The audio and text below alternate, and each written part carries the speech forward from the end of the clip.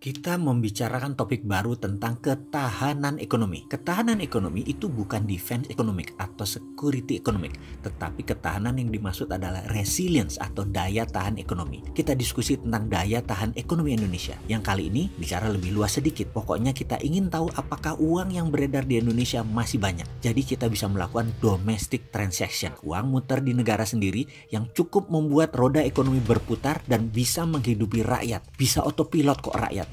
Bisa buat uang sendiri kok rakyatnya. Bener ya? Nggak perlu sang menteri yang mendapatkan gelar menteri terbaik di dunia itu kita repoti dengan urusan UKM. Sudah banyak urusan kerjanya. Oh iya, gelar itu kenapa Ernst & Young, EY yang menerbitin ya? Itu kan perusahaan auditor deh sejauh yang kami tahu. Bukan lembaga yang pas untuk menilai good governance sebuah negara kayaknya. Seperti perusahaan apa ya kita kasih contoh? Brakri Award misalnya. Lalu memberikan si Bosman Sontoloyo gelar pebisnis paling nyeleneh sedunia. Ya bagi saya si penerima mengucapkan terima kasih. Tapi ya nggak usah propaganda sebagai keberhasilan Indonesia. Terus kategori menteri terbaik di dunia dari kacamata apa ya? EY kan perusahaan. Atau ini akal-akalan agar jasanya dipakai terus di Indonesia? Ngapunten ya, mudah-mudahan saya salah data.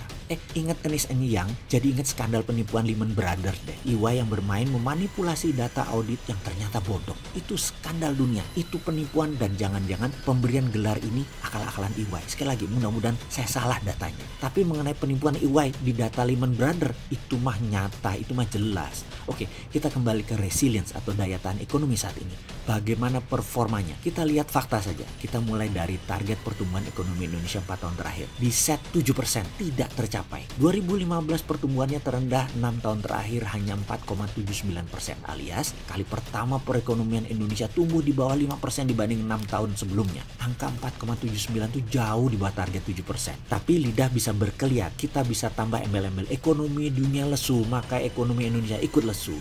Oke deh, alasannya kita terima dah. Di 2016 tumbuh 5,02%. Prestasikah? Ya jauh dibandingkan target yang ditentukan sendiri. Bukan rakyat loh yang menentukan, pemerintah sendiri yang menentukan. Kalau rakyat yang menentukan tumbuhnya maunya ekonominya di atas 10%. Di tahun 2017 dan di tahun 2018 sekitar 5,1%-an. Juga di bawah target yang ditentukan oleh pemerintah. Di awal tahun 2019 malah neraca perdagangannya minus. Kita menjadi negara pengimpor berbagai kebutuhan. Kalau dipikir-pikir ini negara emang nggak bisa memproduksi kebutuhan sendiri kali apa ya? Kesimpulan ini yang saya tangkap loh ya. Pemerintah 5 tahun ini gagal memenuhi target pertumbuhan yang diset oleh dirinya sendiri. Loh kok bisa? Sulit ya mencapai target yang dibuat sendiri. Ngeles apa kali ini? Mungkin ngelesnya gini. Growth 5% kan bagus. Amerika hanya 3,3%. Loh nggak gitu nilainya. 5% GDP per kapita Indonesia dari 3.800 itu $190. Sedangkan GDP per kapita Amerika kan 59.000. Jadi kalau naik 3,3% itu adalah $1.900.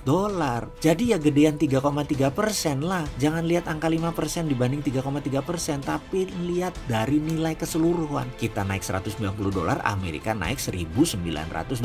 Artinya kita hanya 1/10 kenaikan GDP Amerika. Ya jauh. Jadi ke depan bagaimana kalau kita buat target bukan berdasar presentasi, tetapi bagaimana kalau kita naik berdasarkan nilai sebenarnya? Berani nggak kita ke depan menyebutnya kita akan naik $1.000 per tahun tumbuh GDP per kapita? Sekarang pertanyaannya, mana programnya?